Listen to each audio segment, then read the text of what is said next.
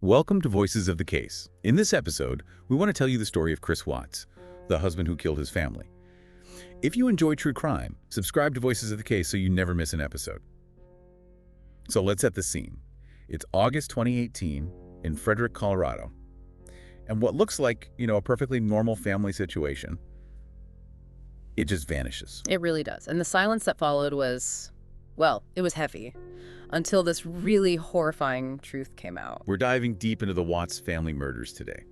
It's a case that honestly captivated and horrified people everywhere because of the deception involved. Absolutely. The victims, Shanann Watts, who was pregnant at the time with their son, Nico. And their two little girls, Bella, who was 4, and Celeste, just 3 years old. And the perpetrator, unbelievably, was Christopher Lee Watts, the husband, the father. His initial reaction, pleading for them to come home, it masked something truly monstrous, didn't it? Completely. He claimed innocence at first, but then the confession came. Yeah, leading to charges of multiple counts of first-degree murder, unlawful termination of a pregnancy. And tampering with a deceased human body. Multiple counts of that, too. He eventually took a plea deal, which meant avoiding the death penalty. Colorado actually abolished it later anyway. Right. And the sentence was severe. Multiple life sentences, 3 consecutive, without parole, plus, extra years tacked on. Okay, so let's rewind to the beginning of that week, August 13th, 2018. Shanann gets back from a business trip. Yeah, very early in the morning. Her friend, Nicole Utoft Atkinson, actually dropped her off. And Chris had been home with the girls, Bella and Celeste, that whole weekend. Right. Everything seemed normal, at least on the surface, when Nicole dropped her off. But the initial hours after that, that's when this growing sense of unease starts to creep in. Because later that same day, Shanann misses a doctor's appointment. Exactly. And she's not answering texts, not answering calls, which for her was apparently very unusual. That's what her friend Nicole thought, too. It was so out of character that she got worried. Yeah, worried enough to actually go over to the Watts house around 12:10 p.m. that day. And when she gets there, there's no answer. No answer. So she does the right thing. She calls Christopher, lets him know, and then she calls the police. Which leads to the police doing a welfare check at, about 1:40 p.m.? That's right. And what they find, or rather what they don't find, is immediately unsettling. They find the family dog inside, unharmed. But the house... empty. Eerily empty. No sign of Shanann, no sign of Bella or Celeste. And think about the clues left behind. They immediately suggest something is seriously wrong. Absolutely. You've got Shanann's purse there, keys inside, medication inside. Her phone found tucked down between the couch cushions. Which is odd, right? Not where you'd normally leave it if you were just popping out. Exactly. And her car's still in the garage. The kids' car seats are inside it. That's a huge indicator. If she'd left with the girls, wouldn't she have taken the car? Or at least the car seats? You'd think so. And then, perhaps the most chilling detail from inside the house. The wedding ring. Yeah. Found just sitting on the bedside table. Or taken together, those things. They don't paint a picture of a family that just, went out for the day. No way. What do those kinds of details usually signal to investigators in a situation like this? Well, they're classic red flags for what we'd call a non-voluntary disappearance. The personal items, purse, phone, meds, strongly suggest she didn't plan to leave. Right. The car seats mean the kids were almost certainly meant to be home, or at least if they left, it wasn't in that car. And the ring? The ring can mean a few things, but it often points to a sudden departure, maybe under duress.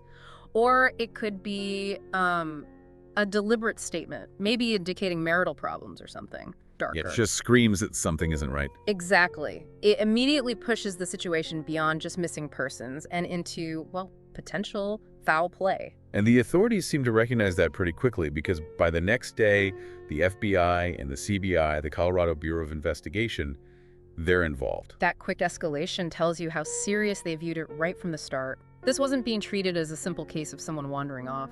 Yet, while all this is happening, you have Chris Watts putting on a performance. Yeah, he's giving these televised interviews, pleading for his family to come back safe. It's just, knowing what we know now, watching those clips, is deeply disturbing. How did investigators view those pleas at the time? It's tricky. Publicly, it helps him maintain that image, The worried husband, the desperate father. He might even get sympathy. And deflect suspicion, maybe? Potentially, yeah. Or maybe he's trying to control the narrative, see how things are playing out. But for investigators, sometimes those really public, maybe overly dramatic displays can actually be a bit of a red flag. Especially if they seem off, forced. Exactly. If the emotion doesn't seem genuine or if it clashes with other information they're getting, and having search dogs right there on the property while he's doing this, the irony is just thick. So things are escalating. The FBI gets officially involved on August 15th. That seems to be the real turning point. It does, bringing in federal resources, specialized expertise. It definitely ramped up the pressure. And that same day, he takes a polygraph test. Now, I know polygraphs aren't like courtroom evidence, right? Correct. In Colorado, like many places, the results aren't admissible in court. But as an investigative tool, they can be incredibly useful. How so? They measure physiological responses, heart rate, breathing, skin conductivity to specific questions.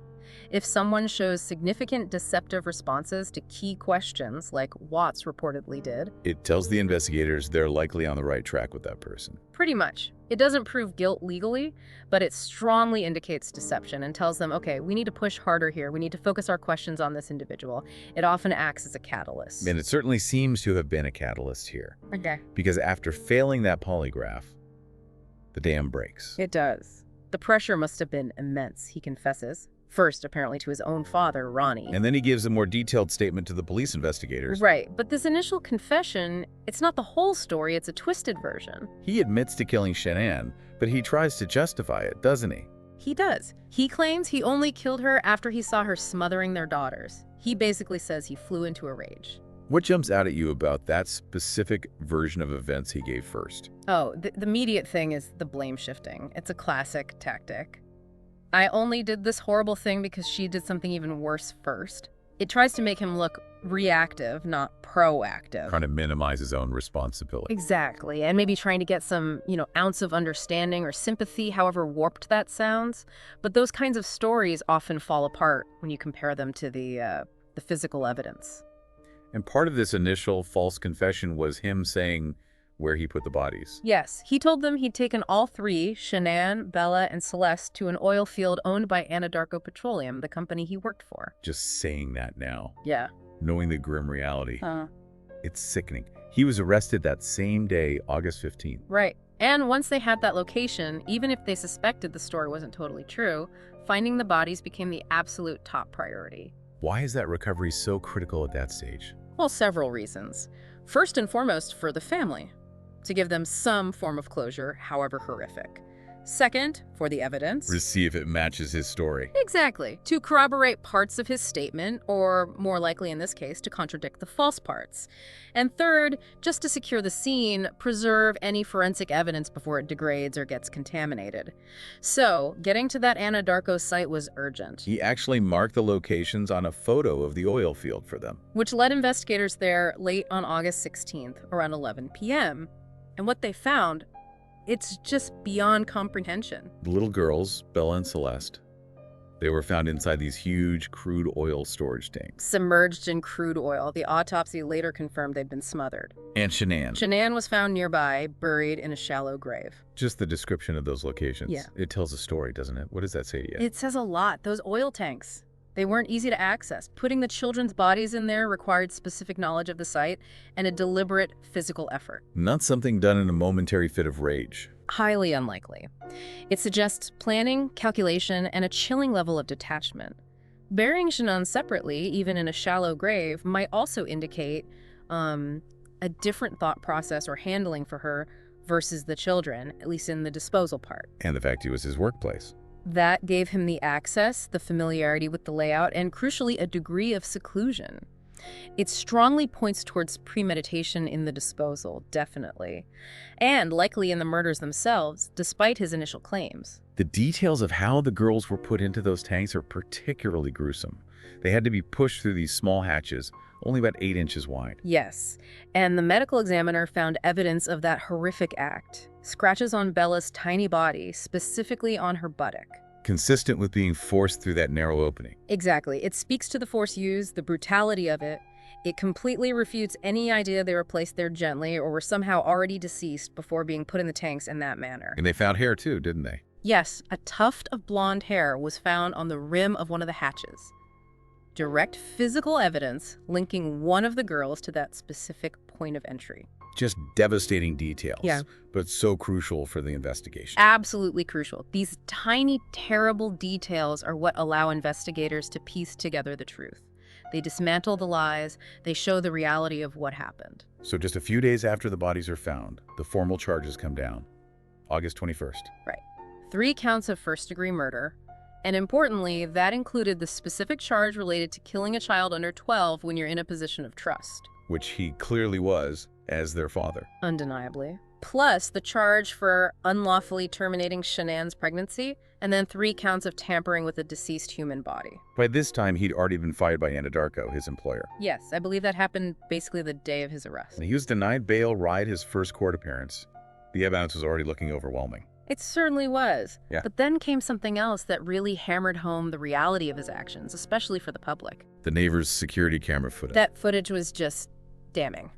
It provided a visual timeline that directly contradicted everything Watts had initially claimed. What did it show? It captured him early on the morning of August 13th, hours after Shanann got home, but before he reported them missing. It shows him loading things into his work truck. Including a gas can. Right, loading a gas can and then backing his truck up right into the garage. Which completely blows up his story that Shanann had left with the girls earlier that morning. Totally. It strongly suggested he was moving the bodies and potentially getting ready to dispose of them. In a case built on his lies, having that visual proof, it was incredibly powerful. It showed Shanann and the girls never left that house alive that morning, not with him anyway. It really sealed his fate, didn't it? There was just no explaining that away. Not credibly, no. Faced with that, and likely the mounting forensic evidence, the path forward became pretty clear. So on November 6th, he pleads guilty to all the charges. Yes. Which avoided a trial. And part of that agreement was that the prosecution wouldn't seek the death penalty. And that was reportedly at the request of Shanann's family, which is just an incredible amount of grace, really, given the horror of what happened. It truly is remarkable compassion in the face of unimaginable loss. And the sentencing followed quickly on November 19th. And it was definitive. 5 life sentences, 3 of those to be served consecutively, meaning 1 after the other, and 2 concurrently, all without the possibility of parole. Plus additional time stacked on top for the unlawful termination of pregnancy. 48 years for that. And for tampering with the bodies. Another 36 years for those counts, yeah. So essentially ensuring he would never leave prison. His sentence started immediately. And then pretty soon after, for safety reasons, he was moved. Right. Due to security concerns in the Colorado system, he was transferred out of state on December 3rd, 2018. And he ended up in Wisconsin. Yes, at the Dodge Correctional Institution in Waupun, Wisconsin. Arrived there December 5th. So the legal side wrapped up relatively quickly, but the story, the questions, the media attention, that was far from over. Oh, absolutely. The media coverage was intense, wasn't it? Intense is an understatement. You had Shanann's parents giving this incredibly moving, heartbreaking interview on ABC's 2020 in December 2018, their first time speaking out since the murders. I remember that. Just raw grief. And around the same time, HLN had a special family massacre. Chris Watts exposed. Yeah, and that one included actual police body cam footage, clips from the interrogation room.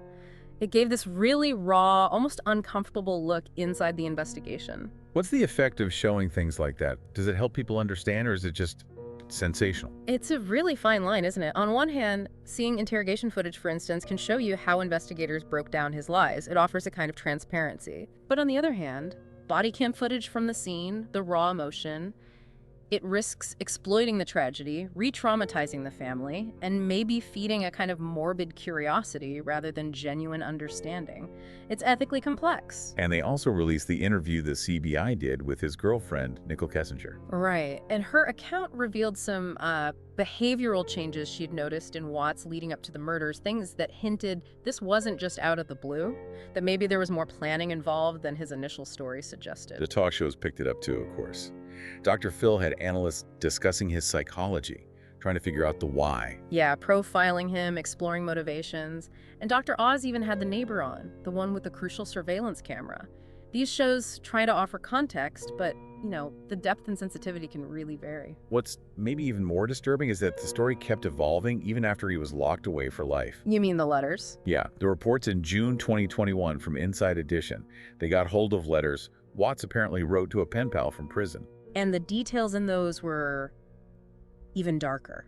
if that's possible. He reportedly confessed to planning the murders for weeks, Claimed he'd tried to cause Shanann to miscarry by giving her OxyContin. and that he'd actually tried to smother the girls in their beds before killing Shanann, but they woke up. If those confessions are true, it just paints a picture of calculated, cold-blooded evil that's almost unimaginable. It completely demolishes the fit of rage narrative he first tried to sell. It points to pure premeditation, a desire to wipe his slate clean, start over, no matter the cost. Exactly. Driven by his affair and seemingly a complete lack of empathy or remorse at the time. Then you have the documentaries and the movies that came out. Oxygen did one, Criminal Confessions, in 2019. Focused on the investigation, the confession process. Lifetime made a movie, Chris Watts, Confessions of a Killer, in early 2020. That one drew some criticism, though. Shanann's family wasn't happy about it, so they weren't consulted and were worried about online harassment. That raises questions about dramatizing real tragedies, especially so soon after they happen. It absolutely does. There's a responsibility there. Are you telling the story respectfully, or are you exploiting it? And then Netflix released American Murder, The Family Next Door, later in 2020. Yeah, and that one took a different approach. It used almost entirely archival footage, home videos Shanann had posted, social media messages, texts, police recordings. It felt very immediate Yeah. and incredibly sad seeing their lives laid out like that. It was powerful because it centered the victims, especially Shanann, using her own voice and images. But it was also deeply unsettling, watching their seemingly happy life, knowing the horror that was coming. This case often gets discussed, understandably, in the context of family annihilation or familicide. It's a horrifying category of crime, and experts often point out that in many familicide cases, the perpetrator commits suicide afterwards. But Watts didn't. Why is that considered somewhat unusual in these cases? What might it suggest? Well, the absence of suicide could point to a few things.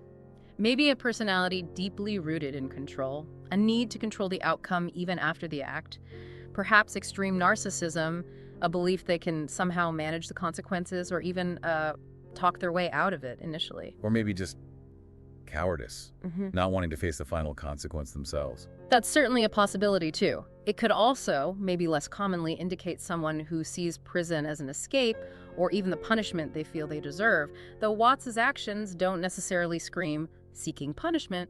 It's complex, but his survival definitely adds another layer to the psychological puzzle.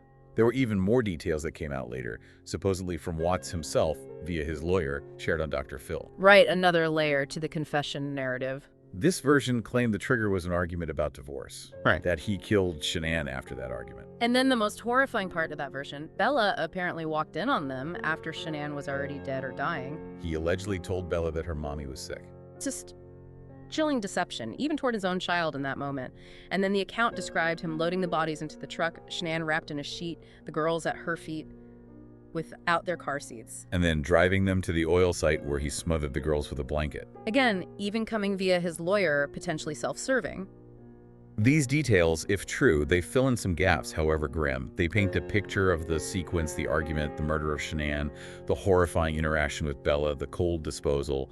It reinforces the brutality and the calculated nature of it all, despite any claims of rage. It's just a case that leaves you speechless, really. The sheer scale of the betrayal, the violence against his own pregnant wife and small children. It truly is. It forces you to confront the idea that the image people project, even one as seemingly happy as the Watts family appeared online, can hide an incredibly dark reality. That appearance versus reality theme is so strong here. Absolutely, and it makes you think about, how well can you ever really know someone? The lack of obvious dramatic warning signs beforehand that screamed imminent familicide is also deeply unsettling. It highlights the subtle nature of some forms of control or abuse, maybe things that don't always look like violence until it's too late. Possibly. It definitely became a touchstone for discussions about domestic dynamics, relationship pressures, the consequences of affairs and lies, and the ultimate vulnerability of partners and children when trust is so violently broken. A truly chilling case with so many layers. The initial mystery, the desperate pleas, the shocking confession, the horrific discoveries, and the ongoing revelations. It's a story that stays with you. It really does. The impact on Shanann's family, her friends, the community, it's immeasurable. And it serves as a very, very dark reminder of the potential for violence that can exist where you least expect it. That's it for this episode of Voices of the Case. Don't forget to subscribe and see you next time.